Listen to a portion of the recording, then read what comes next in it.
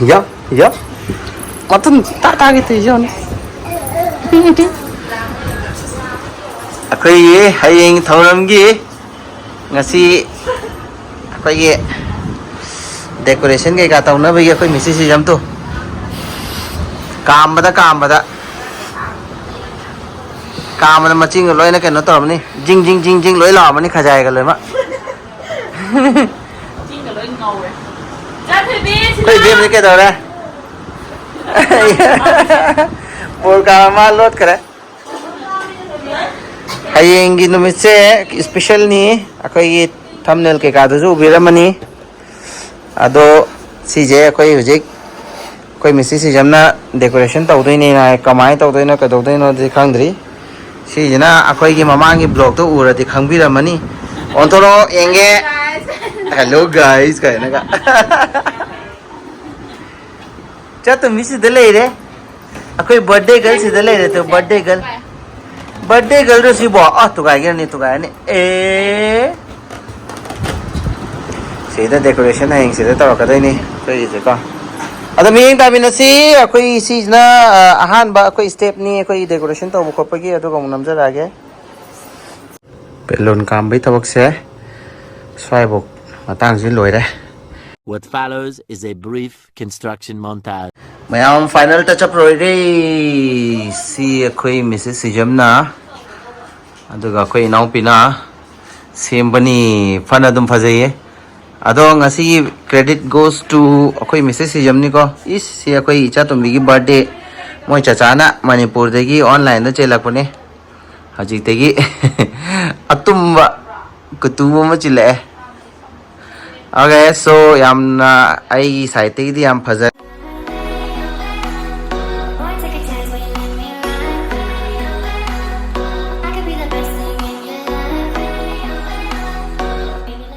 Next day. Hello everyone, welcome back to Mr. and Mrs. Sijam. Mayam ngasi se ai ijagi mapok no mini ba ko magi birthday no mini first birthday ne ado mayam ngasi se ko yam chauna celebrity taudre ko haidi mi ju atopa outside di ka udre ko imung manung family member ngakani ko Hijam ki family ngakani background da photo shoot kana tauri me mi do kane ka le thu kong fe ma de ado ko lighting khoram bagi thoram je huji homo dore ko lighting khoramani khoiramaga haidi ma popo je nunglawan pung mari da poe mari ga mi mapan da poe aduna adu timing du da khoi je live khoiramage hana live khoiramaga photo shoot ta oge ngai tawi je ai lei u ba aduga khoi mi to badi kem kau dre khoi sagi neighbor side ta building gi mi khai khar kau re ko hangang sing khar kau re mai mama na bi lai ti bena nga ma cha ka building thi lei ba khar cha tha khar ta ni adu lighting khoiram bagi thoram adu photo shoot ta bagi thoram adu sigi blog se ate ke na te khoi memory oina ba haidi mai first birthday celebrate ta baina ko adum future da mana chawra ga yeng matam da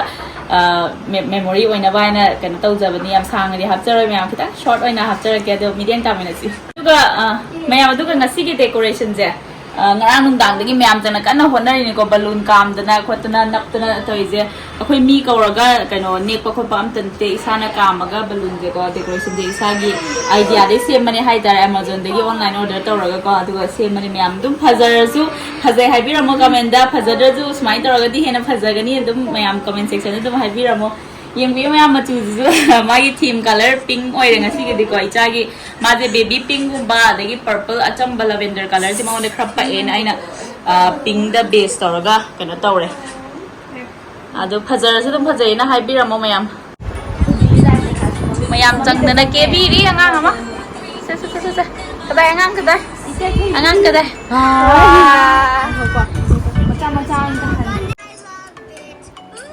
कोई जा थे कि makeup artist ने चचाना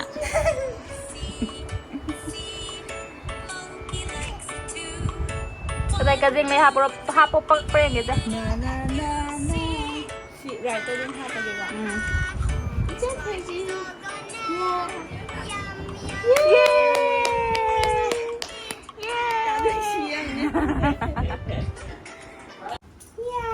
Coco Melon tha ăn từ nỗi lồ ngang gì Coco Melon Harai Xong đi ngay cha thế vi à tôi chỉnh thả bây giờ đi co Mày nè tôi chỉnh thả bây giờ đi Chị đi cái đây xong đó Hè tôi bay bây giờ đi à tôi bay bây giờ đi co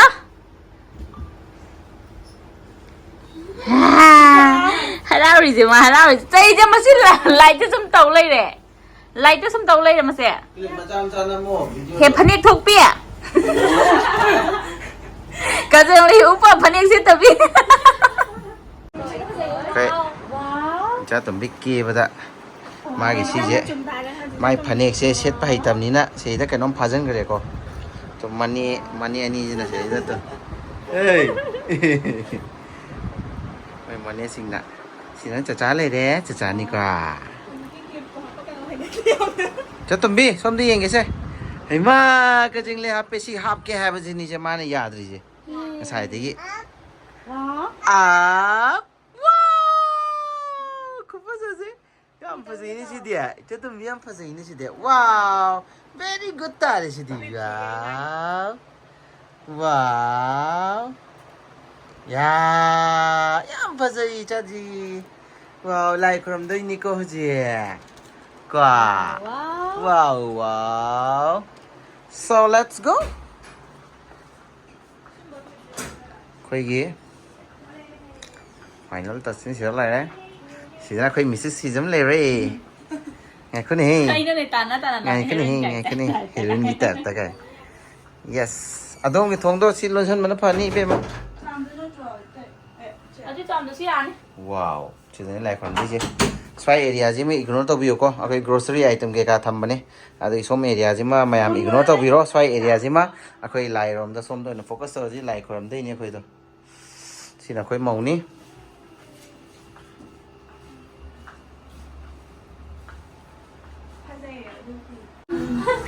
अखोई ना खोरमगदेबा अखोई लाइसे अखोई की कौब्रू इपानी अखोई खोरमदेजे को होय अखोई सी लाई small अखोई की लाइसंग जिदा अखोई की लाई लोइना सु लेरे कृष्णा लेरे अखोई की लक्ष्मी के का लोइ लेरे अखोई की बुदो पाखंग के का लोइ लेरे को अदुगा कौब्रू लाई जु खोरमदैने अदो खोरमदैसे अखोई कौब्रू की अखोई की सेदा अखोई सी ड्रॉर जिदा यावरी को अखोई कौब्रू देगी लाई गिफी के का खोइना पुजरक लाइगी कचबगी के का पुरपुदो अदु जिंगदुने खोरमदैजे अदो इचागी पुंसी नुसांगबा के का ना यावदनबगी सुम खोरमगेन तौजबने अदो सोमगे एरिया जे ममांग दे हाइजगरे सी एरिया जे म इग्नोर तौबिरो को मैम सी त मैच होइरे सो एरिया जे अदो खोइ मैम लाय खोइ इमुंग मनुंग आतने तो सी जे खोइ चन पिजिंगनी खोइ चन पिंग आतनी सी ले जिंग जे को अदगी खोइ खोइरमबा हौरा अगे खोरम बदे डायरेक्ट मक्ति नमद्रगजु को उचरागे मथंग मथंग तो बिलाइ जो सुमाइ दो खुद खोरम सुमाइ तो सु नाइ जो तो पापा तो जो सुमाइ तो जो नाइ जो खोरमो लाइरिक हाइजगे जातुम्बी लाइरिक हाइजगे आना नाजारगे कौब्रुइ पाइबुंगो Achabu chanbiyu. Adu chingano, si chingbiya di chatumbi adu chingbiya di ko. Ha. Joy.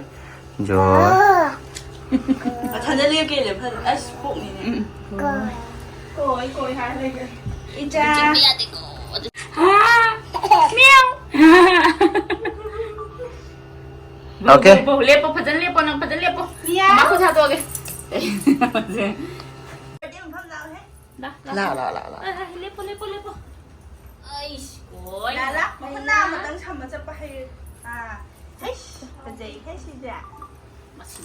Không đời gì nè ta. Lắc nhào miao. La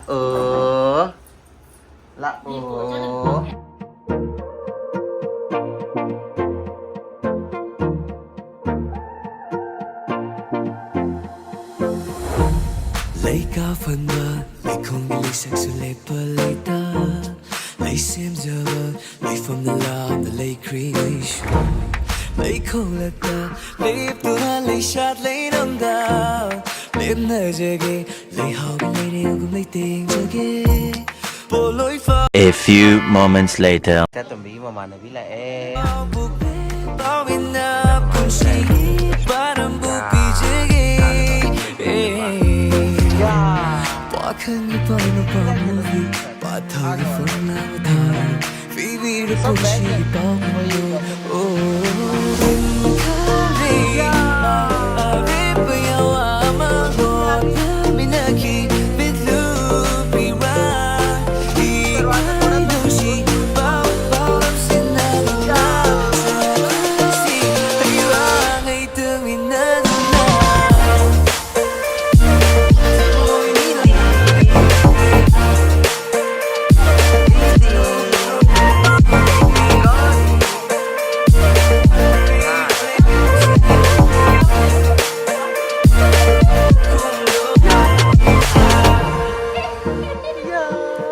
Agang mayam gi magi friend chatum gi kai cha gi friend ha icha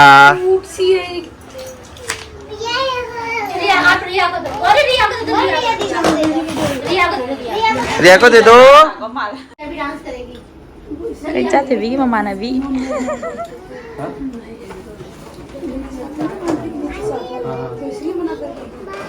नहीं शायद aunty को लग रहा हो कि मैं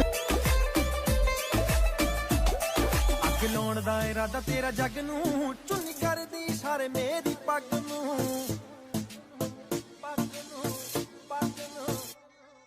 ਅੱਗ ਲਾਉਣ ਦਾ ਇਰਾਦਾ ਤੇਰਾ ਜੱਗ ਨੂੰ ਚੁੰਨੀ ਕਰਦੀ ਸਾਰੇ ਮੇਰੀ ਪੱਗ ਨੂੰ ਅੱਗ ਲਾਉਣ ਦਾ ਇਰਾਦਾ ਤੇਰਾ ਜੱਗ ਨੂੰ ਚੁੰਨੀ ਕਰਦੀ ਸਾਰੇ ਮੇਰੀ ਪੱਗ ਨੂੰ ਤੇਰੀ ਬਿਊਟੀ ਦੀ ਕੀ ਸਿਫਤ ਕਰਾਂ ਦਿਲ ਕਰਦਾ ਦਿਲ ਤੈਨੂੰ ਗਿਫਟ ਕਰਾਂ ਤੇਰੇ ਲੱਕ ਤੇ ਨਜ਼ਰ ਟਿਕੀ ਰਹਿ ਗਈ ਗੱਲ ਪੁੱਟ ਕੇ ਸਵੀਟ ਜਿਹਾ ਕਹਿ ਗਈ ਮੇਰਾ ਸਭ ਕੁਝ ਲੁੱਟ ਕੇ ਹੀ ਲੈ ਗਈ ਉਹ ਗੱਲ ਪੁੱਟ ਕੇ ਸਵੀਟ ਜਿਹਾ ਕਹਿ ਗਈ ਮੇਰਾ ਸਭ ਕੁਝ ਲੁੱਟ ਕੇ ਹੀ ਲੈ ਗਈ ਉਹ ਗੱਲ ਪੁੱਟ ਕੇ ਸਵੀਟ ਜਿਹਾ ਕਹਿ ਗਈ ਮੇਰਾ ਸਭ ਕੁਝ ਲੁੱਟ ਕੇ ਹੀ ਲੈ ਗਈ ਗੱਲ ਪੁੱਟ ਕੇ ਸਵੀਟ ਜਿਹਾ ਕਹਿ ਗਈ ਮੇਰਾ ਸਭ ਕੁਝ ਲੁੱਟ ਕੇ ਹੀ ਲੈ ਗਈ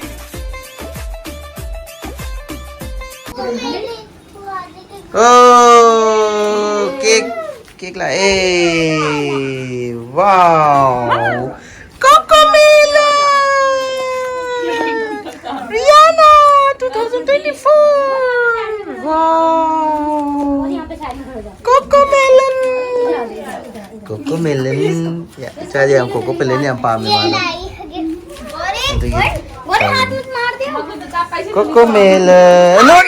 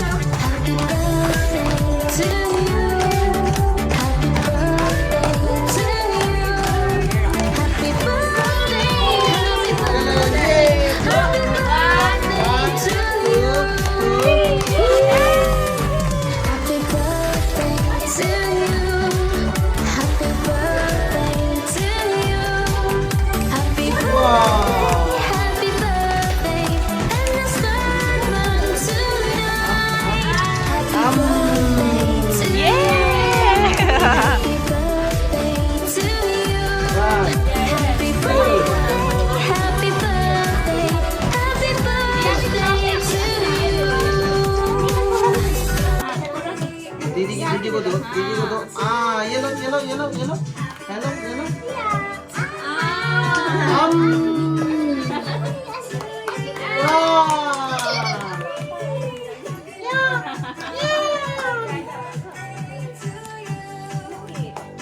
दीदी आपको खिलाना फोटो करना मो नमा आ गया दीदी अभी खा नहीं सकता गोली को भी आओ करो इधर जाती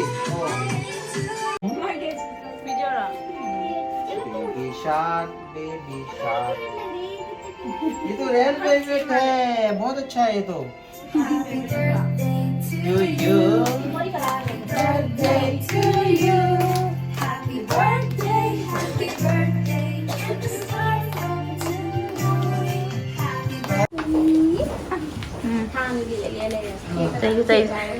Mayam cake kang na ba kay karoy noy ko. Birthday girl si enjoy tari to cake. Mamay ko manato no ka di ba ay charge. Magi cake zu coco melon ga baby shark. Aya, frito je loy te shale cha to minang di. Oh. Oh, frito loy te shale ni si dia. Si di loy te shale ni si dia. Yam cha tha da re. Si ju kai no se dam hau ro bo se da ma. Ha. Dạ làm rồi. Cha la ma ba. Kai class lu ba halak pe gi ne si je. Koi lu ni ko si je. Mayam blog ma mang du bi ra mani. Koi si album kumbi koi chanam julai re. Koi album kumbi channi si jina. Si na koi mayam cha da rom ni hujik. Si cha ga re chak cha liem ma dia roi ko. Horen chak cha da bia roi ko. Koi gi nene re bikala e. Koi nene re bikaje koi cha to mi pu kwa numita. Apung mama. Ah. Lagi rawan. Kay leg to siya. Ima, yan pa siya. Chaton bisiti. Yan pa siya to. Ima. Sidi yan pa siya. Thank you, nene. Thank you, nene. Kwa. Thank you. Ya, sidi yan pa siya. To, sige nene se. Ako'y pokpo namita. Masul yaw karbani ko. Vlog si Ju. Isana namjaba isagi blog to ne akhoi yengise si blog si yengdaba yawra su yeng mayam yeng view ko si je khoi gi Shillong gi blog to ne ado soidana yeng view ko ya si after khoi birthday loiraga number khoi gi blog oi dei ne khoi je Camera ikai na jalo bi je lo linga sai de. ya si mata nu si bra yam nusi bane sigi blog se mayam soidana yeng biyo ha sei faja bane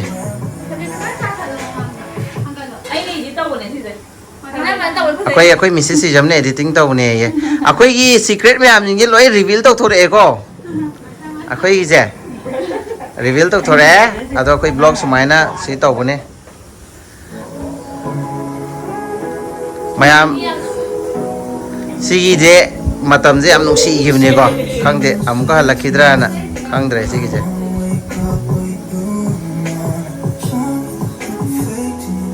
aduga marak thanna si je horen mukbang tok sen hairi ni adugi horen mukbang partner oi de ni mayam soidana khoi gi same blog si dena ta ko mathangi blog ta khoi gi view haidi mukbang partner ta oi de ni ma je ko horen je mukbang to ra ke de mayam view phajai phajade jo to comment to happy ro ko yes